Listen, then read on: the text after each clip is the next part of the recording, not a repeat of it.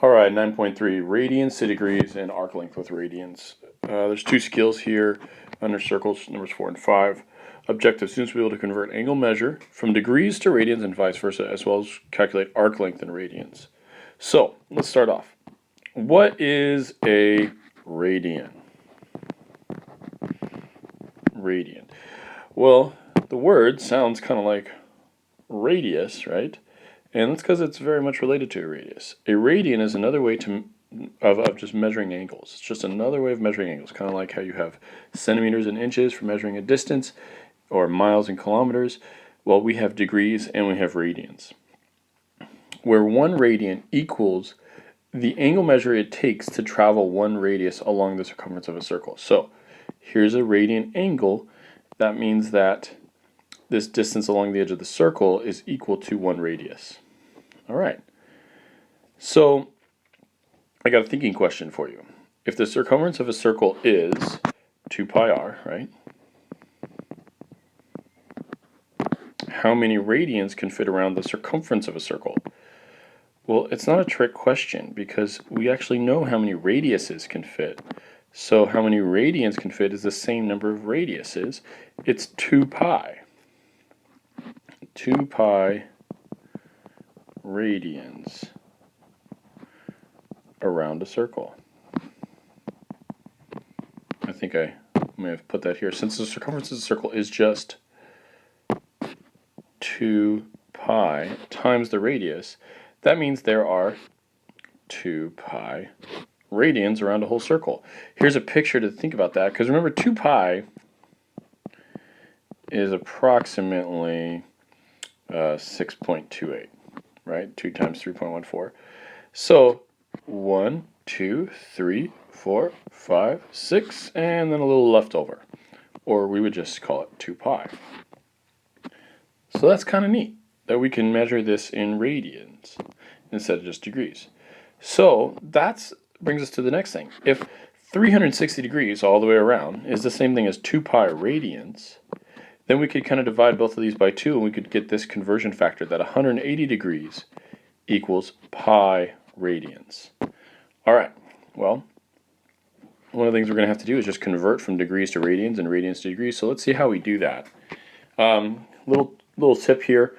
When you're converting, you want your conversion factor so that whatever you're trying to end up with is on top. So if you want radians, you should have pi on top. And if you want degrees, you should have 180 degrees on top. So right now, I want to go from degrees to radians. So I'm going to have a conversion factor like this. So pretty simple process. Show you how we do it. If I want to convert 80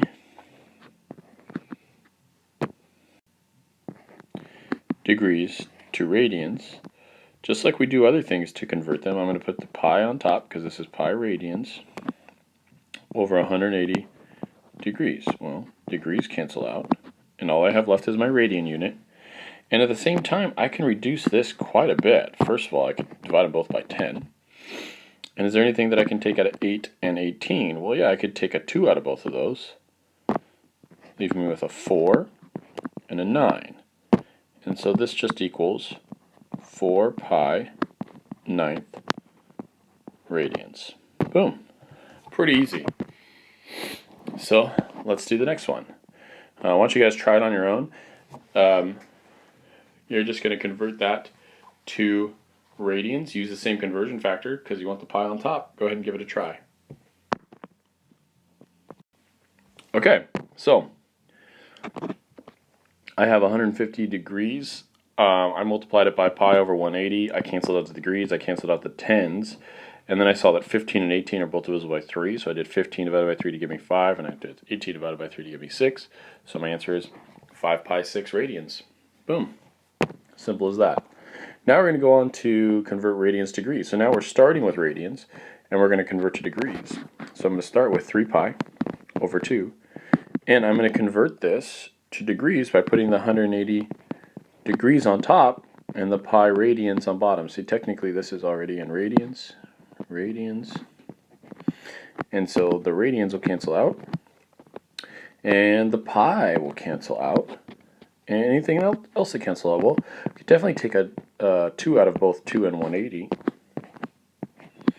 that leaves me with 90. And so all this is 3 times 90. Well, 3 times 9 is 27.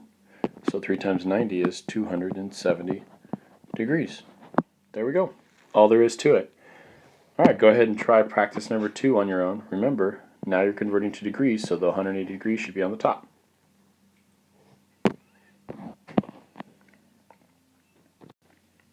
All right, so I put 5 pi fourths times 180 over pi. The pi's and the radians cancel out. I didn't really write it. We don't have to write it every time. And then 4 goes into 180 45 times, and then into 4 once. And so I just have 5 times 45, which is 235. So 235 degrees is my conversion. Boom. Okay, so that's just showing you how you can go back and forth. Really simple, just pi over 180 or 180 over pi, depending on what you're trying to go to. Let's go to the next page. Okay, so now we're going to talk about converting to arc length, and hopefully you can follow me on here. It actually turns out to be a really simple process, but I just kind of want to explain where it came from. We already did formulas like this, where we said the angle over 360 equals the arc length over 2 pi r. I'm using the S for arc length here instead of an L because on Khan Academy a lot of times they use an S for arc length. That's all.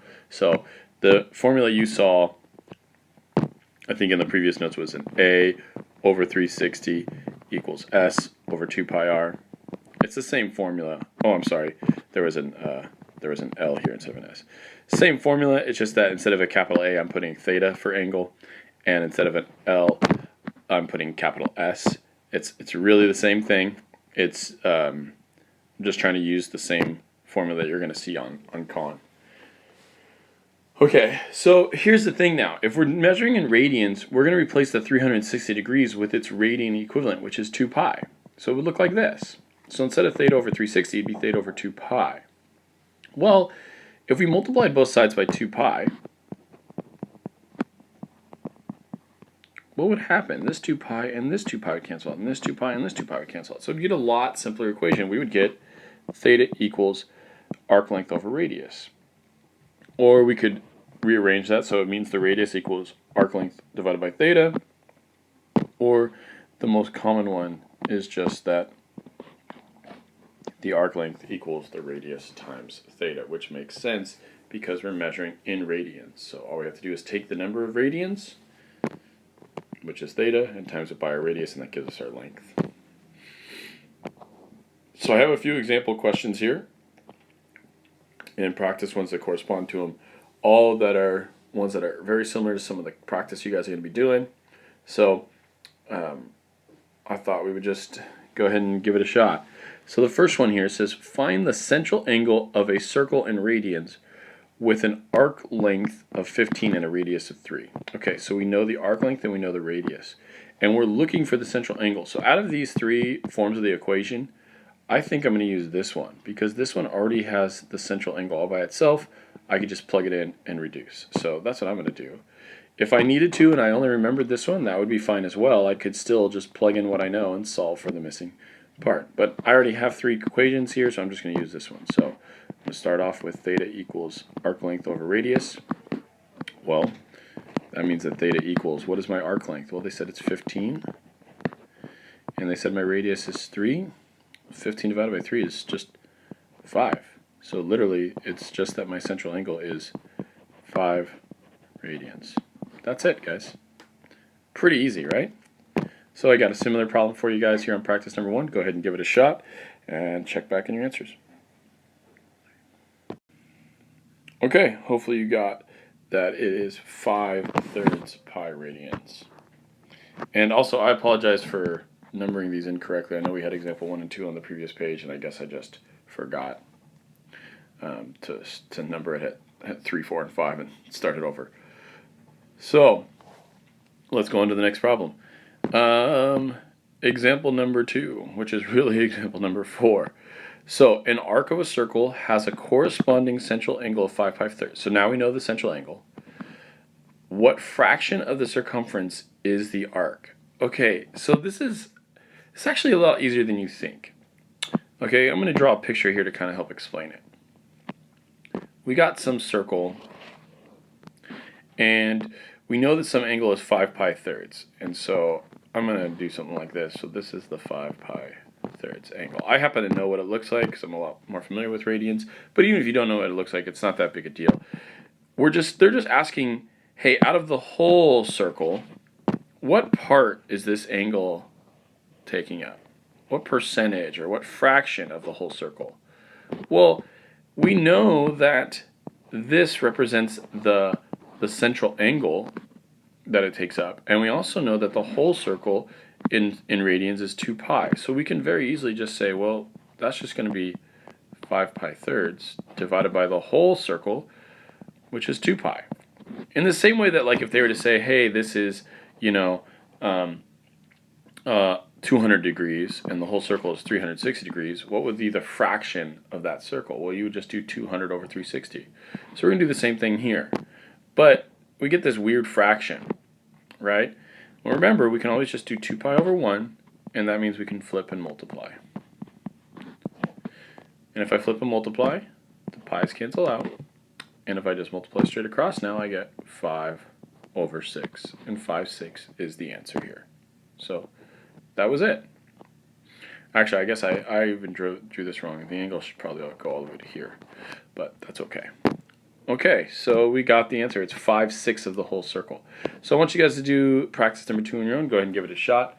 And I'll put the answers up in a second.